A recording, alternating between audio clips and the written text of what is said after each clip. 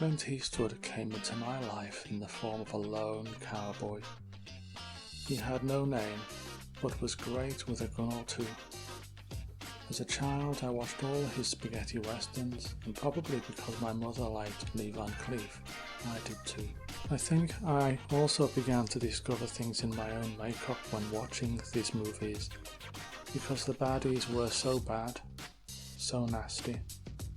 I became very aware of it, and I was repelled by what they did.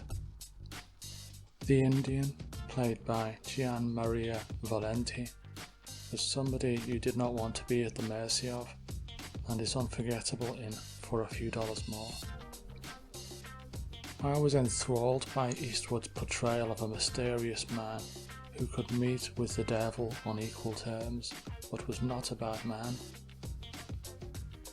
I would go on to be a huge fan of Clint, but this would be in his portrayal of a cop. Magnum Force.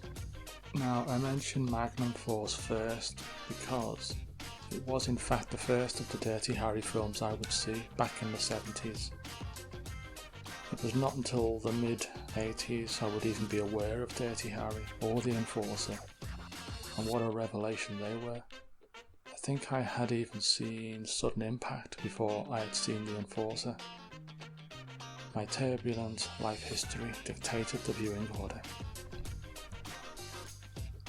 I remember seeing Magnum Force on the TV as a child and recall being a little bothered by the violence, particularly when a naked blonde girl is repeatedly shot in the breast until she falls out of an apartment window. Today, it is somewhat tame, but then it was not. However, I think it definitely piqued my interest in hard-hitting crime movies. A team of vigilante cops cleaning up the streets. Compelling stuff. I would see this movie again, I think in 1982-83, and would become obsessed with guns. I would spend hours drawing magnums and would get to know every post-war firearm there was, thanks to my local library.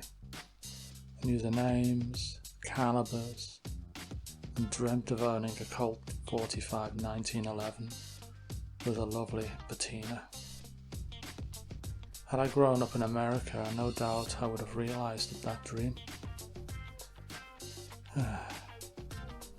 Clint has got a lot to answer for. Dirty Harry. This movie stands out from the series, being the first with the most gripping storyline and pacing. The Psycho is probably the best in cinematic history. Andrew Robinson is Scorpio, and he is holding the city to ransom. Problem is, he enjoys killing too much, and this puts him on a collision course with Harry Callahan, a maverick cop with a big gun, a Magnum 44 Model 29 revolver. I still enjoy the occasional viewing of the Dirty Harry series, but have come to appreciate many great movies. Having been Clint directed, Clint produced, Clint starred in, or all of the above. Play Misty for Me, Coogan's Bluff, The Unforgiven, to name but a few. Clint has brought a lot of enjoyment to this avid movie fan over the last 40 plus years, with an added penchant for collecting cold steel. Thank you, Clint.